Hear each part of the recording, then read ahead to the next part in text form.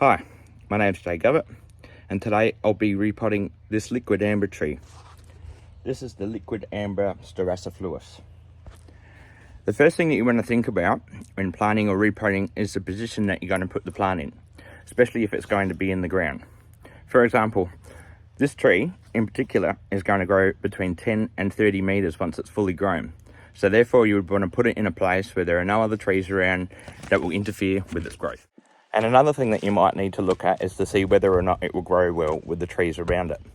For example, a tree that will need full sun isn't going to survive too well under a tree that's going to end up 10 to 30 meters tall.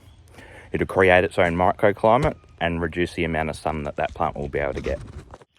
Also, when thinking about the position of your tree, you might like to have a look at the hazards. For example, the seed pods that liquid amber tree drops are very spiky, and you wouldn't want to put them around a footpath or somewhere where you may be walking barefoot. And speaking of safety, the next things that you'd want to get would be a hat, maybe some sunglasses, definitely some gloves, and some good shoes. We'll have a bit of a cross to the tools now. So the tools and equipment we'll need would probably be at least a hand trail, possibly a weeder. Depends on how deep or how hard it is to get the roots out of the bottom of the tree. Maybe some scissors to cut away excess roots that don't need to be on the root ball. If you're potting into the ground, you'll definitely need a shovel to shovel the piles of dirt and a spade to dig a hole.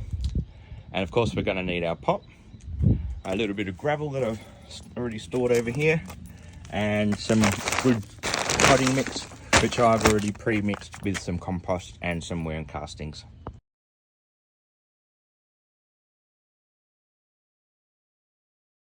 So as you can see, I've washed out the pot and made sure there was no fungus or anything like that.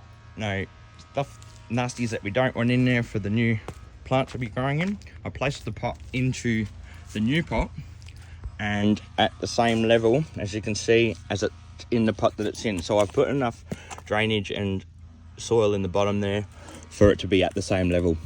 I've also wet the plant now and it's had a bit of a soak, so what we're going to do next is squeeze around the pot, remove the roots and most of the media from there, and we're going to place it into that pot and then fill it in with our good compost mix here.